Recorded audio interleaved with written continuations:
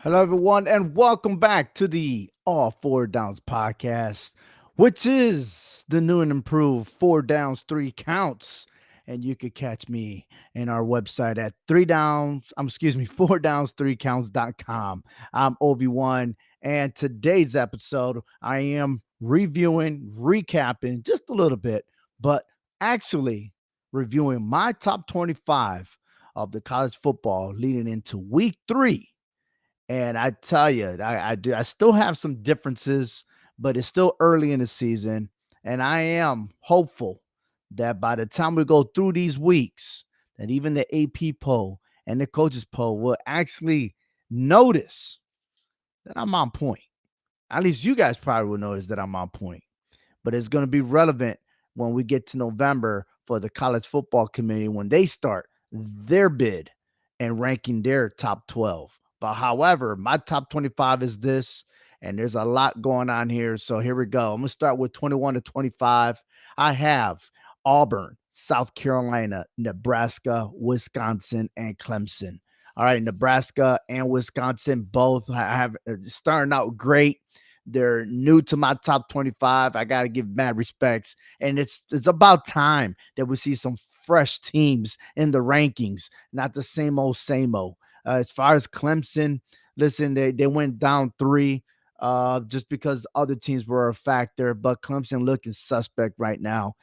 South Carolina, they went down, and despite them winning, they're good. It's just other teams were just as good, especially Auburn as well. And therefore, there is what it is. And for South Carolina, look, no doubt, disrespect to them, but they had their flow, but the delay of game because of lightning and everything else, starting at a later time, did kind of reflect on their performance.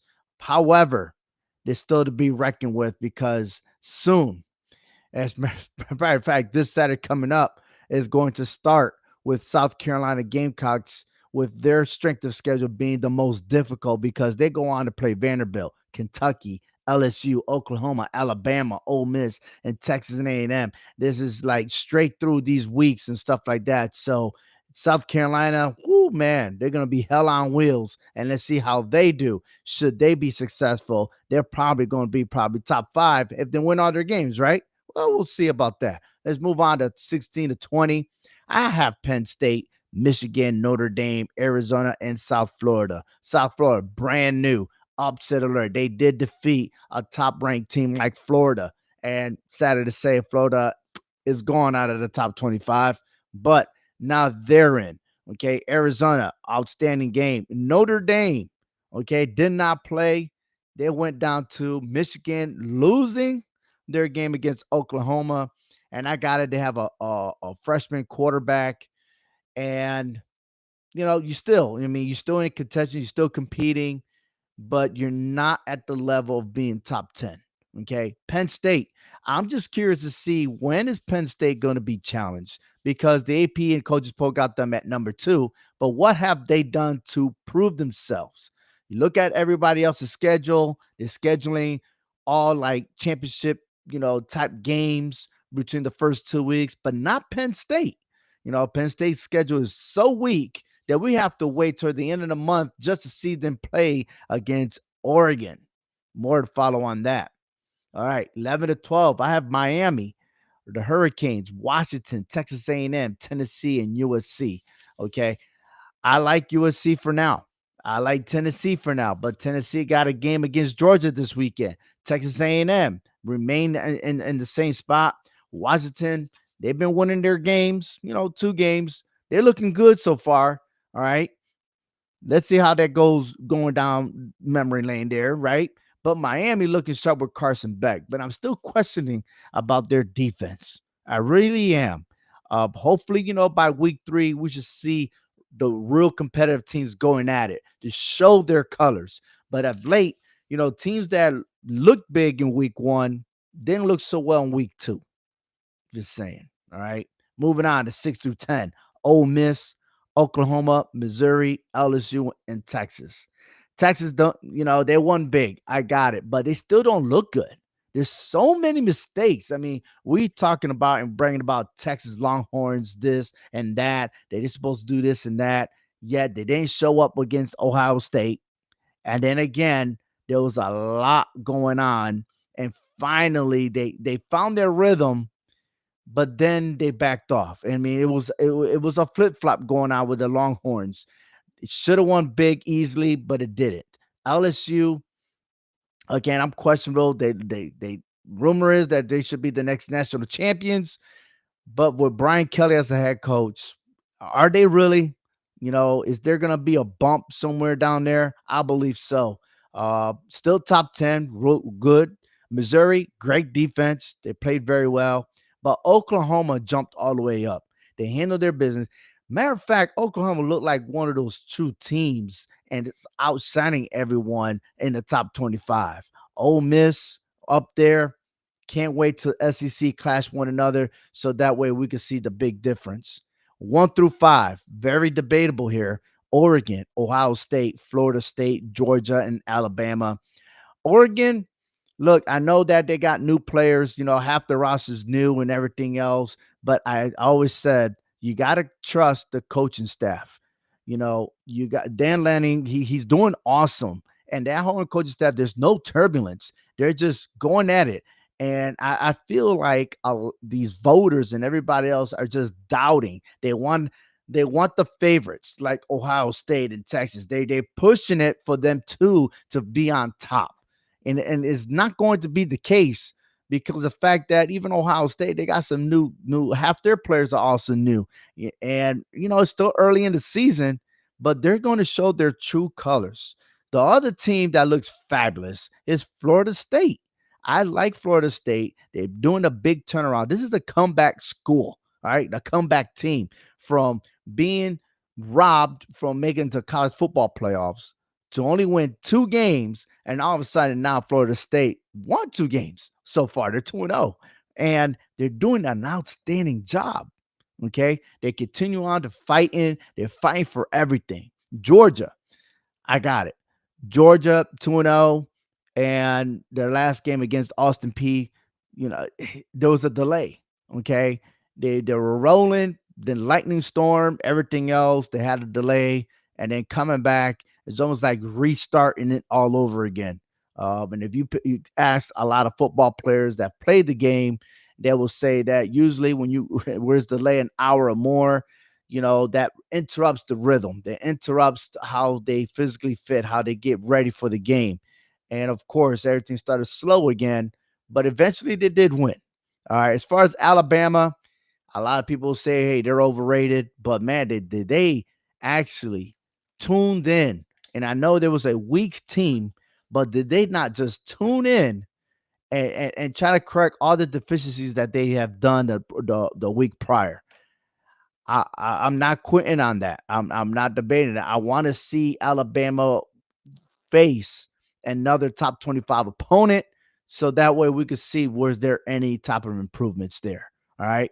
But I still got Oregon at number 1, Ohio State at number 2, well deserved. Florida State still deserving. Yeah, I'm a big Georgia fan, yet I don't have them at number 1. But I still feel like Georgia's going to be the SEC champion this year. All right, let's compare to the top 10 of the AP top 25 and the coaches poll here, which again, I had Oregon number 1. The top 25 and the coaches poll both have Ohio State and Penn State as number 1 and number 2. I really disagree. And the fact that the Penn State, yeah, they got all their players and everything else, but they're still mediocre. Like this is the same roster that can't beat Ohio State. This is a team that for the second year in a row, they're not going to play Michigan. Yet Oregon is not going to be the one that's to prove that point, right? But they will play in a couple of weeks here and there. They will. But still, it's a waiting game, and how far can we wait until Penn State actually loses? And then all of a sudden, then you're going to be like, oh, man, they're overrated. Oh, this and that. So that's what I mean. I'm not sold yet. And I didn't even have them in my top 12, but they still got to prove me something, right? Okay, here we go. La, la, la, la, la. I know. But hey, let's look at the real deal here. The fact is that Alabama, Ole Miss, Oklahoma, and Missouri are not mentioned. Surprising, surprising on that. All right, Oklahoma should be up there. The way they performed this weekend should tell you that their defense. Oh man, I tell you, their defense is strong. But you're not going to recognize that. Hmm. Okay. I can feel the vibe coming from Oklahoma. I'm gonna tell you right there. All right. LSU, you gotta be cautious. Is Texas overrated? Yeah, I believe so. But hey, let's tune into what they really want. Miami has Carson back. Yeah, he looks good. The defense is suspect. They played South Florida this weekend. Okay, after South Florida defeated Florida. But I'm gonna tell you right now that this game is gonna have a different circumstances. And South Florida may have won, but man, it's like you have to like jump 3 times far now to go against Miami. Will they be able to do it? That's questionable. Um, Notre Dame. We got Notre Dame up there. I don't know why, but this weekend is probably the last weekend for Notre Dame to prove themselves. They have to beat the Texas A&M Aggies. If they don't, they don't need to belong in the top 20, as a matter of fact, because of this. This is my reason. They don't play anyone else in their schedule that's really a contention or to build their resume. So this is an important game this Saturday. CJ Carr's a rookie, and being on the road against the 12th man, ooh, that's gonna put a lot of pressure. All right. Also, Illinois ranked number 9 on both the top 25 and coaches poll. Can anybody tell me who they beat? Can anybody tell me? Are we still reflecting back to last year in the bowl game when they beat South Carolina? Please don't do that. No, no, no. They beat Western Illinois. They beat Duke. Who are they? Not in the top 25. And yet they're going to play Western Michigan. I gotta wait a couple of weeks for them to play Indiana, and then I'll see if they're going to be contenders. Other than that, I think some of these teams are prematurely in the top 10, and I guess the reason being is, are they helping other teams to build their resume when they lose? I'm just saying, and I feel like that's what's happening is a political move. It's a statement, but yet, let's see how the college football committee votes in November if they include the head to head or the strength of schedule, supposedly. Let's see. But other than that, again, my top team right now is Oregon until they lose.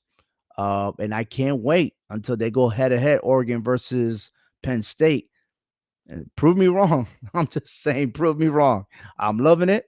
It's good debate. It's good to talk about. And let's see what happens moving on forward. But for week 3, you're going to have to stay tuned to the predictions as Tuesday night.